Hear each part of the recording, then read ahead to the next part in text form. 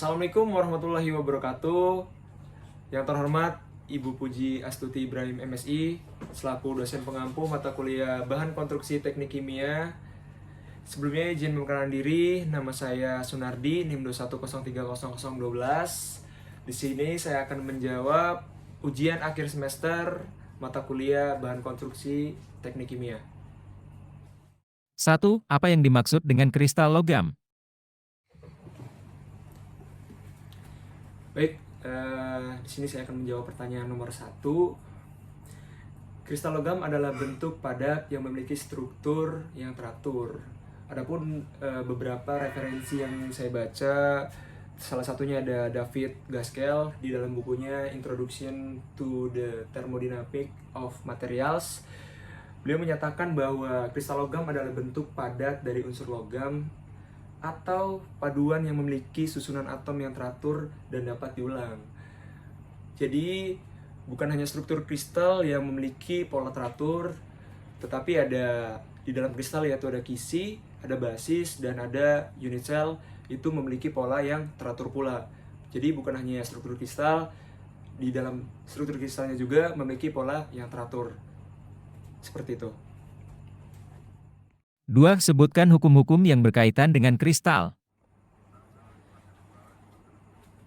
Baik, di sini saya akan menjawab soal nomor 2, yaitu berkaitan tentang hukum-hukum yang berpengaruh pada kristal. Yang pertama itu ada hukum Bragg, yang kedua itu ada hukum terminologi atau biasa disebut hukum Dana, yang ketiga itu ada hukum fase logam.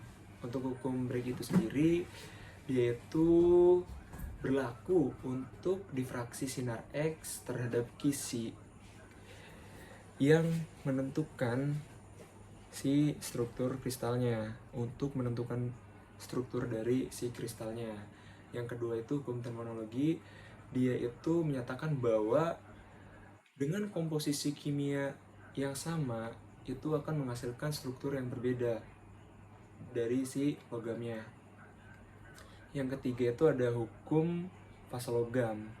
Hukum fase logam ini berkaitan dengan transfer fasa yang dipengaruhi oleh thermal dan pressure. Contohnya itu ada fase logam besi karbon, seperti itu. 3. Jelaskan perbedaan struktur kristal SC, BCC dan FCC serta tunjukkan manakah yang dimaksud dengan unit sel dan kisi kristal. Di sini saya akan menjelaskan soal nomor 3, yaitu tentang perbedaan antara simple cubic, body center cubic, dan face center cubic, dan di mana letak dari unit cell dan si lattice atau kisi. Nah, di sini ada beberapa jenis simple cubic, tapi ini masih kosong. Saya akan menjelaskan melalui gambar ini. Sebelumnya itu ada 3 bagian dari cubic ini, yaitu ada face. Face itu adalah sisi terdepan ini di luar. Ini namanya face, dan corner itu adalah ujung dari cubic ini, dan center itu adalah tengah dari cubic ini. Baik, untuk simple cubic ini terdapat satu center, ya. Tidak terdapat center. Kita asumsikan saja senternya ini berwarna merah, asumsikan. Dan dia ini melalui face-face dari atas ke bawah, kiri ke kanan, dan belakang ke depan. Nah, ini adalah simple cubic. Dia ini terdapat number coordination-nya itu ada 6. 1, 2, 3, 4, 5, 6. Dan untuk body center cubic ini terdapat center dan dia itu tidak menggunakan face, tapi dia corner ini mengikuti arah dari si senternya ini, seperti ini. Seperti ini, ujung atas, kiri, dan bawah. Ini menuju ke arah center semua. Dan body center cubic ini memiliki number coordination yaitu ada 8. 1, 2, 3, 4, 5, 6, 7, 8. Dia memiliki center, simple cubic tidak memiliki center. Sedangkan face center cubic ini dia memiliki center jika terdapat 2 cubic. Misalkan 1 cubic dia tidak memiliki center. Centernya itu terdapat pada pertemuan antara face dari cubic 1 dan cubic 2. Kita asumsikan ini adalah cubic 1, ini adalah cubic 2. Face-nya itu terdapat pada centernya itu terdapat pada face antara cubic 1 dan cubic 2. Oke. Dia ini terdapat number coordination-nya itu ada 12. Mari kita buktikan. Untuk cubic 1 dan cubic 2 itu dia titiknya itu terdapat pada si face-face-nya ini. Sedangkan pertemuannya ini terdapat pada cornernya. Terdapat pada cornernya. Ini.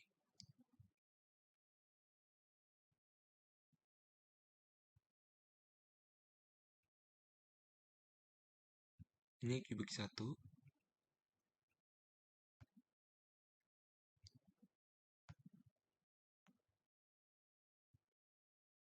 Cubic 1, ini cubic 2. Ini di atas, belakang, depan, dan bawah. Sorry gambarnya. Nah, seperti ini. Belakang, dan ini samping. Nah, ini semuanya jumlahnya ada 12. 1, 2, 3, 4, 5, 6, 7, 8, 9, 10, 11, 12. Terdapat number coordination itu 12. Nah, itu dari perbedaan dari simple cubic, body center cubic, dan face center cubic. Nah, di mana sih letak dari si lattice dan unit cell-nya itu sendiri? Unit cell itu terdapat di dalam lattice. Lattice itulah tempat berkumpulnya dari si basis ini. Nah, basis itu terdapat unit cell. Unit cell ini nanti memenuhi dari ruang-ruang yang terdapat pada lattice ini. Titik-titik ini. Nanti dia penuh. Seperti itu. Kurang lebihnya seperti itu. 4. Gambarkan dan jelaskan pembentukan diagram fasa antara temperature dan komposisi unsur yang diplot untuk mengetahui perubahan fasa yang terjadi. Baik, di sini saya akan menjelaskan dari diagram fasa logam dengan sumbu X itu massa persen dari si karbon dan sumbu Y itu temperatur Celcius. Nah, di sini ada garis awal. Garis awal ini di bawah garis awal ini ada ferrit alfa besi. Di bawah suhu 700 derajat dengan persen karbon ini rendah, dan dengan persen karbon tinggi dia bertambah cemented dengan maksimal temperatur 738. Di atas 738 dengan karbon dari 0,68% sampai 2,08% itu terdapat austenit di atas 2,08% sampai 5% itu terdapat austenit plus cemented. Sedangkan yang 0,68% dengan temperatur 738 dengan sisi kiri 900 derajat Celcius, 912 derajat Celcius, itu terdapat austenit sampai dengan suhu 1490 suhu tertinggi 1490 derajat Celcius.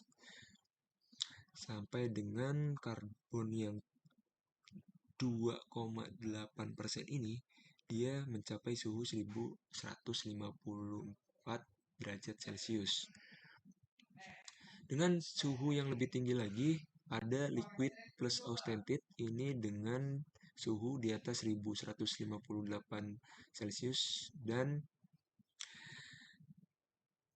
mass persen karbonnya itu dari angka 0,3% sampai dengan 4,3% dengan suhu yang berbeda-beda.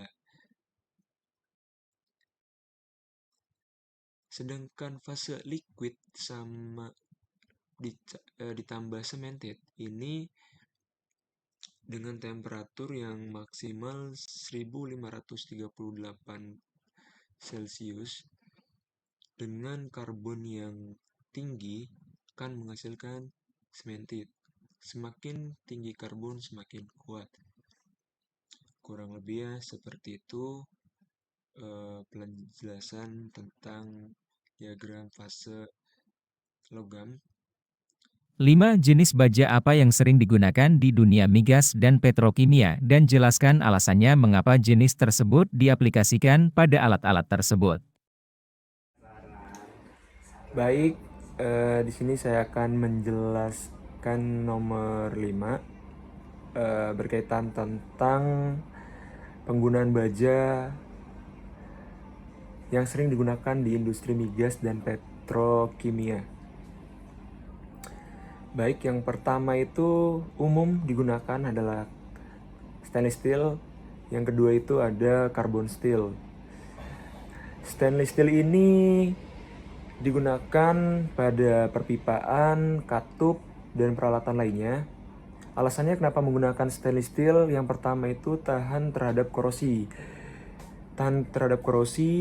Yang kedua itu ada kekerasan dan keuletan. Dan yang terakhir, tahan terhadap suhu yang cukup ekstrim. Berikutnya ada carbon steel. Carbon steel ini sering digunakan dalam perpipaan, plat, dan peralatan-peralatan struktur, fasilitas, maupun utilitas migas dan petrochemical. Alasannya pertama, carbon steel ini kuat dan kekakuannya kuat juga. Kemudahan pembentukan, mudah dibentuk, carbon steel rendah. Biayanya relatif rendah. Seringkali lebih ekonomis karena industri-industri besar itu lebih memilih bahan-bahan yang ekonomis agar cost-nya tidak berlebih. Kurang lebih seperti itu. Mohon maaf apabila ada salah kata. Billahi taufiq wal hidayah. Wassalamualaikum warahmatullahi wabarakatuh.